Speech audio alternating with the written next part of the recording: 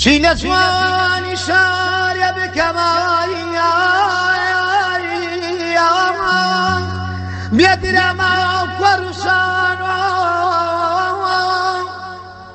وەرن سەیری دڵی شارکەن لە دوایەوە پڕە لە سۆ نەکان ێزگاوان وە خۆی ماوە نەسابوون کەران و ماڵکانی وە خۆی ماوە نەشیەخانی پرسوەز و نور نەدەرگەزیێن و حاجی حاوەن نەجوانیەکانی پیر مەنسوور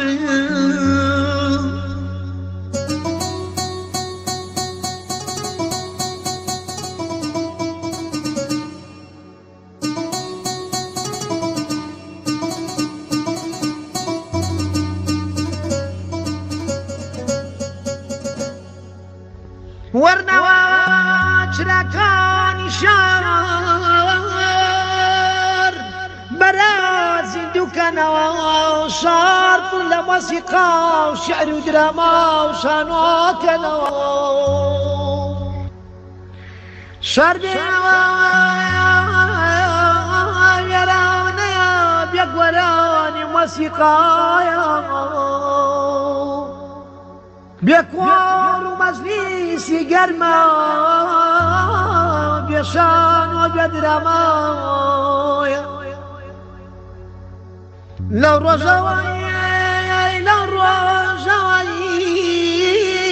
ڕۆشت و نەم شارەتان جێیشتووە شاربوانی غەریبی لێ دێت وەزی غەمی لێ نیشتووە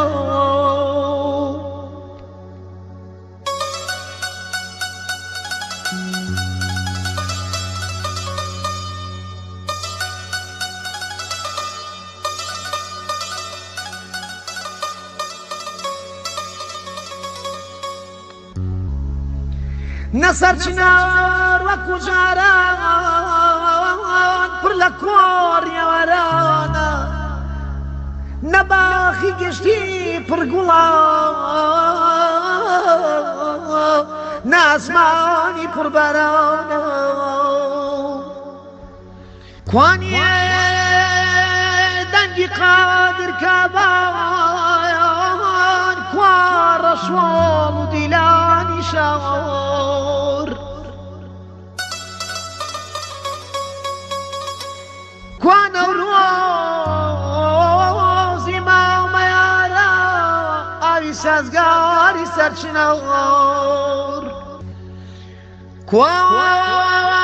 چیاواری پاشەشان کوا مامۆستا ڕەفیق شالە کوا سۆز و خۆشەویستی بۆن و بەرامەی خۆشی خەڵک کوا حسێن میسری پڕ لە بەرەم حاجی مەجید و کەمال سابیر کوا وەژگارەی هەموومان دڵمان پڕ بوو لە سواز و میرین کوانێ دەنگە زوڵاڵەکەی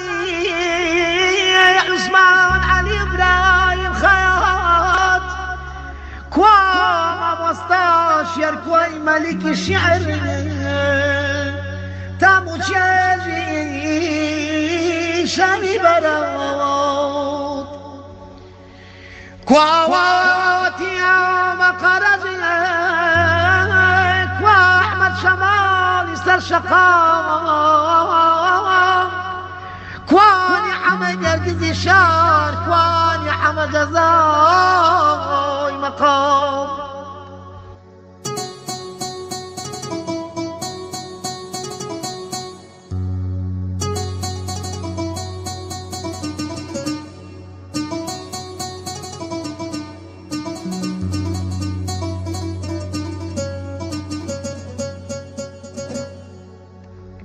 کوا مەجلیسی ساڵای مەجەو حەسەنی شیرین و